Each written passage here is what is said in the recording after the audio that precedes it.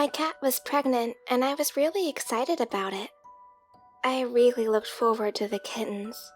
Before they were even born, I wanted to play with them. It was hard waiting for the kittens to come, especially because Hissy was even grumpier than usual. Mom said that was normal. Making babies grow in your belly makes moms tired. Hissy didn't hate me now, she just wanted to sleep. I came home from school one day and Mom ran up to meet me at the front door, smiling wide. "The kittens are here," she announced, running back into the living room. I ran too, excited to meet the new kittens.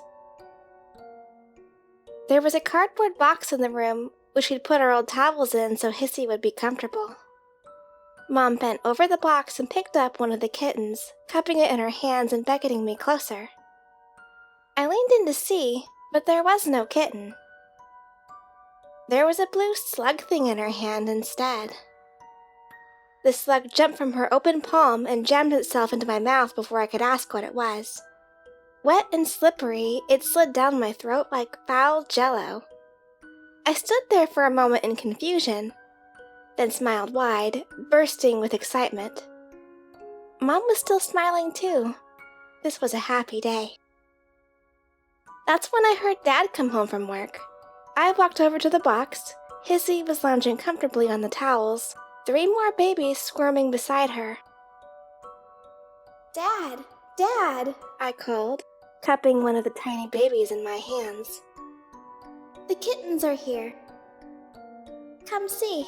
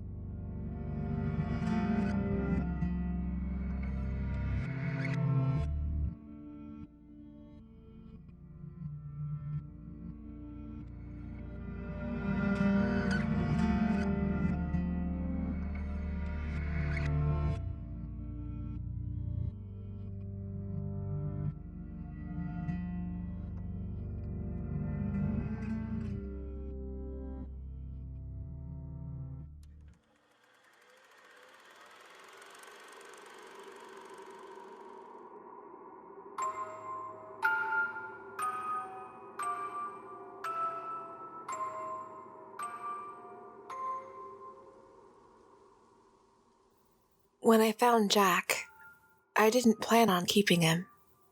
In fact, I thought he was dead. On my way home from work, I saw a black furry body lying on the sidewalk.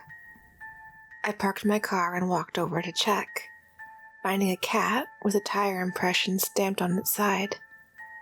Though I didn't know this cat, I cried. It's always sad when an animal dies, sadder still to think about the owner who had to be looking for them. Kitty wasn't coming back.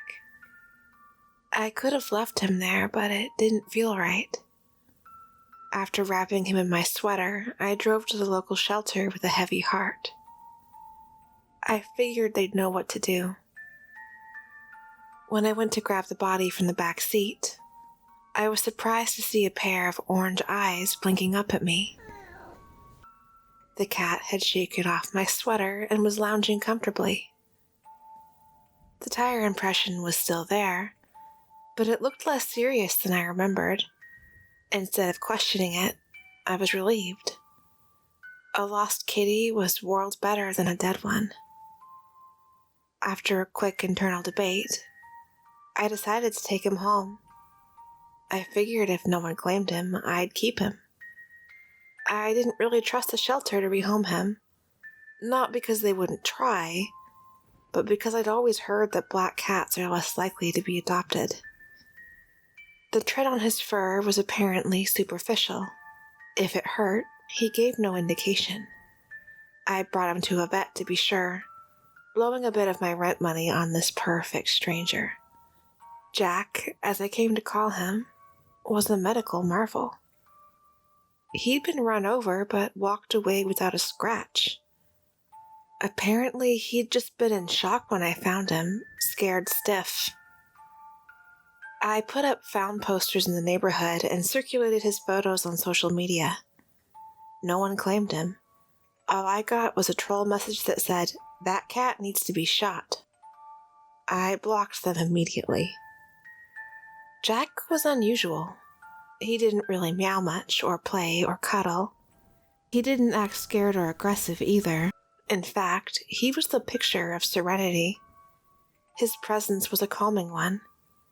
Wherever I was, he tended to be, just out of reach, purring as he watched me go about my day.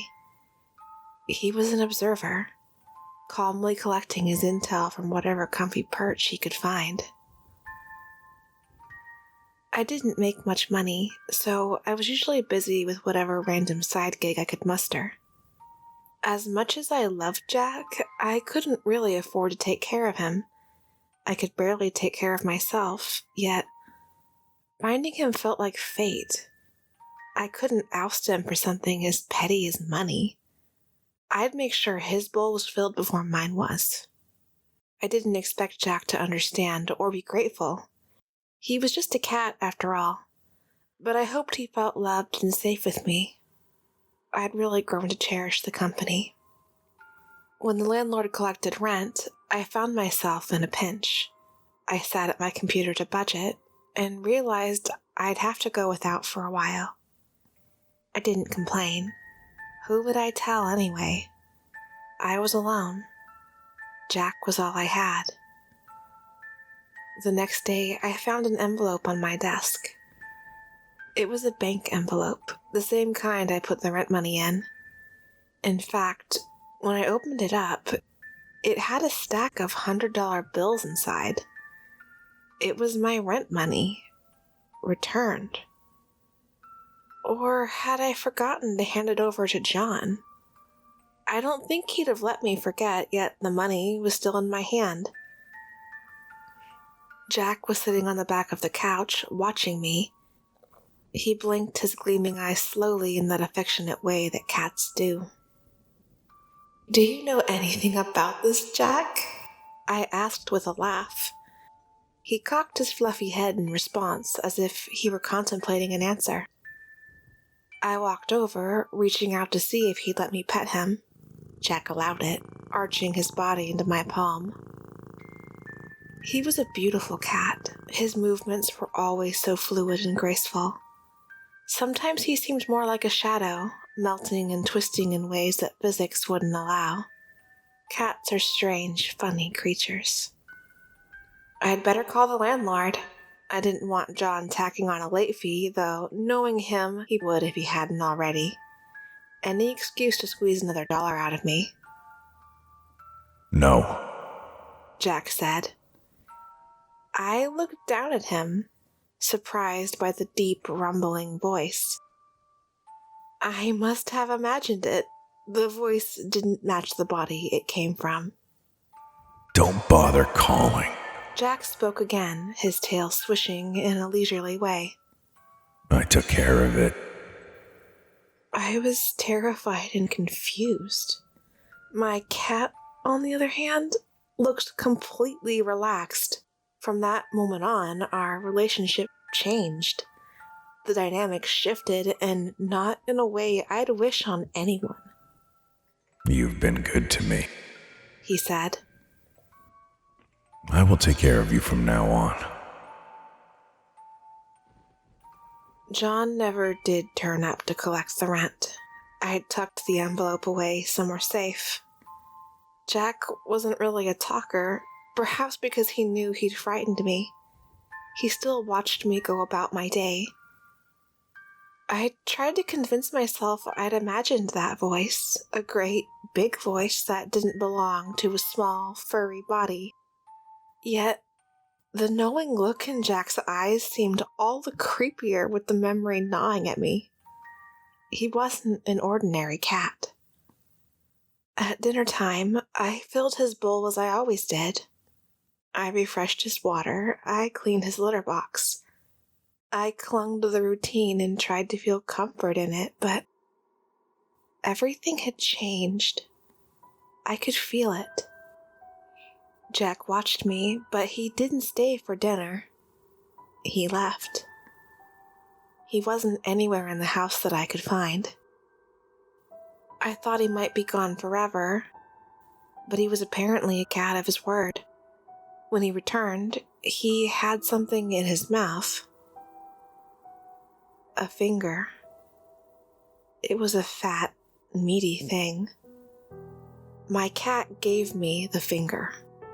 He put it on the table, expectation shining in his jack-o'-lantern eyes. I didn't know what he wanted, recoiling from the grisly gift. I wanted nothing to do with it.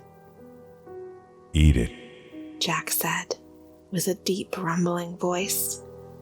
I shook my head no, horrified. Eat it. He repeated, his tail swishing with impatience. I have provided. I can't eat this. Don't offend me. His voice was usually more of a purr, but this time it came out as a growl. I have provided. Eat it. Eat it or I'll eat you. So I picked it up. It was cold and stiff, dirty too. I brought it to the sink, running it under the tap like that might make it more palatable. My hands were shaking. Jack purred, pleased with my show of obedience. Good girl. He praised me. You don't know how to hunt. I will provide. I wasn't sure what to do with it. I kept staring at the thing in my hand while the cat waited with smug anticipation. Do I cook it? I asked. He sighed.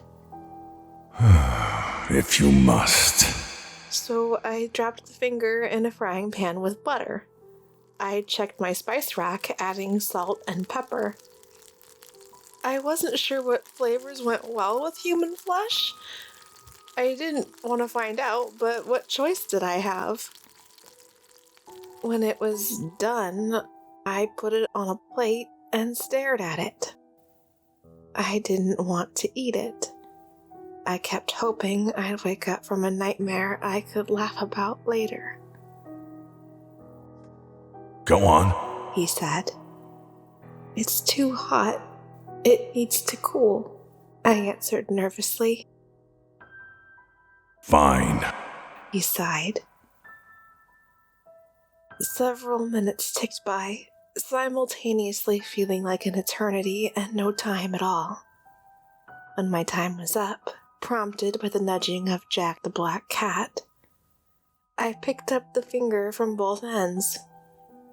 I bit into the meaty digit, eating around it like I was holding a tiny corn on the cob. It tasted like bacon. I stripped away the meat, keeping my eyes closed the whole time. In vain, I tried to pretend it wasn't what it was. I cried the whole time. When it was done, I put the bone on my plate and fought against my instinct to vomit. Are you still hungry? Jack asked. No, I lied. There's more. 4 days of fingers, followed by a thumb. Jack brought me one every day. I had a sickening suspicion that the fingers belonged to John, but I didn't ask. I didn't need to know who I was eating. Though the taste wasn't bad, the knowledge of what I was eating was torture. Jack didn't seem bothered. It didn't matter if I cried or begged him. He'd remind me sternly. I will take care of you. I will provide. The police came to my door, asking if I'd seen John. I said I hadn't seen him, knowing the finger bones were still sitting in my trash can. If anyone got too close to the truth, I knew Jack would take care of them. I could count the bodies by the thumbs. When I got to the third one, I knew at least one more person had died. Jack always brought the fingers and thumbs, but I don't know what he did with the rest. There were no reports in the news about bodies. People went missing, but people had always gone missing before. This was nothing new. Jack keeps me on a tight leash. He doesn't let me leave the house without his permission. I still go to work and go to the grocery store, but he follows me. No one else sees him, not unless he wants them to. He knows I won't tell anyone about him, but he also knows I'll run the first chance I get. I don't know what to do. Even if I told the police, who would believe me? He'd probably kill them. He's not an ordinary cat. I don't know what he is. Apparently, he thinks of me as his pet. I don't know why he chose me or if he's done this to anyone else. Jack says he'll take care of me, even if I don't want him to. He acts like it's all for my own good, but I think he takes pleasure in my fear and pain, too. I don't have a cat. A cat has me.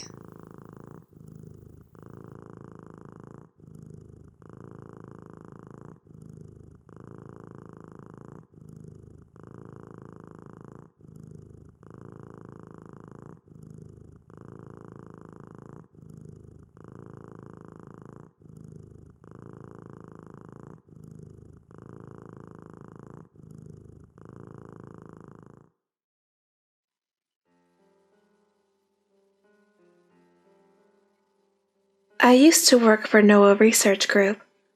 I cleaned up after animal test subjects, mainly cleaning litter boxes and occasionally collecting stool samples. The job wasn't glamorous, but it wasn't as bad as you might think. At least, not for the reasons you'd think. NOAA wasn't like other research groups. Although they used animals for tests, they operated strictly under the principle of no animals harmed. If you didn't catch it, that was actually what NOAA stood for. No animals harmed. I never met the founder, Dr. Evelyn Rose, but I heard a lot about her from other employees. She was famous and admired, a devout Christian and an advocate for animal rights. Dr. Rose had qualities people didn't expect in a scientist. Faith and science tended to be concepts at odds with one another, but her animal activism seemed even more out of place. It made even more sense when you heard the origin story. The name NOAA wasn't just an acronym. It was also a nod to a question Dr. Rose was famous for asking. If NOAA had 2 of every animal on the ark, why didn't the predators eat the prey? The non-religious scoffed at the question, but Dr. Rose felt that the story of Noah's Ark was proof that everyone, animals included, should be vegan. Science could make her vision of a vegan world possible while still enabling carnivores to coexist in the new world. Noah's first project was to produce and test the first nutritionally complete, 100% safe vegan cat food. No animals would be harmed, not by slaughterhouses or malnutrition. Vegans would no longer worry about the ethical implications of cat ownership. Although vegan cat foods already existed, most vets concluded that they were too risky. A vegan diet can kill a cat if you're not careful, which was why the project was so important. Dr. Rose needed to prove it was possible for everyone to be vegan, even carnivores. I worked nights in NOAA's Portland-based facility. It was a minimum wage gig, but I liked it because I was able to work while enjoying the company of cats. I knew about the vegan cat food project, though I was skeptical of it. I'm not vegan. I don't judge people who are, but it seemed weird to expect cats to live that way. In a word, it seemed unnatural. Still, the cats were treated very well. The facility didn't confine them to cages. Instead, the cats lived comfortably in large habitats with plexiglass observation windows. Every couple weeks, a vet would come and do checkups. Noah took their oath to never harm animals very seriously, going to great lengths to ensure the cats weren't mistreated. I was hired when Harold was fired. The security guard told me the story, a cautionary tale. Harold wasn't vegan. He packed beef stew for dinner every night and shared it with the cats when no one was looking. As a result, the research was compromised and had to be started over from scratch. Noah fired him and enacted a no outside food policy. The vending machines were stocked with vegan options only, mixed nuts, fruit, and vegetable sticks. I ate before my shift. I usually felt compelled to eat the meatiest thing I could find, as if the mere thought of being vegan made me crave meat and cheese. All hell broke loose the night I broke the no outside food rule. I was running late for work, so I went to a drive-thru. I didn't think about it when I ordered a triple cheeseburger, extra cheese, extra bacon. I shoved the greasy bag into my work duffel and forgot about it. When I got to work, security waved me through without checking. My nights there had long become routine. Once I reached the first habitat, the cats crowded the door. The clouders seemed smaller than usual, which was weird but not alarming. There were plenty of comfortable, secluded napping spots for the cats to laze about. Though they were usually excited to see me, my arrival meant freshly cleaned litter boxes and playtime. I dropped my bag by the door and got to work. As you can imagine, it was a lot of cat poop. Once I was done, I noticed the cats were still crowding the door. They were investigating my bag, sharpening their claws on the denim and even chewing on it. Sophie, a fluffy white cat, tried to drag it off with her. I was surprised that she'd managed to move it a few inches. That's when I remembered the triple cheeseburger. I can only speculate that the smell was extra tempting thanks to their strict vegan diet. Sorry, kitties, that's against the rules. I reached for my bag guiltily. When I tried to pick it up, Sophie started to growl and wouldn't let go. Instead, she dug in deeper, her whole body rumbling with warning. I'd never seen that kind of aggression before, so I backed off. I didn't want to lose my job, so I attempted to coax the cats away from the bag with the laser pointer. No dice. They completely ignored it. Their dilated pupils were focused entirely on my duffel, backs arched and tails pointing straight up. Tentatively, I reached for the bag again. This time, there was no warning. Sophie pounced, teeth and claws biting, sinking into my forearm. I screamed in pain and flung my arm out, flailing wildly until she let go. Undeterred, she came right back, tearing at my stomach, yanking and shaking her head side to side. I was terrified she'd rip me open. I stumbled towards the door as more sets of teeth and claws found their mark. I lost count as they attacked, feral shrieks mixing with my screams.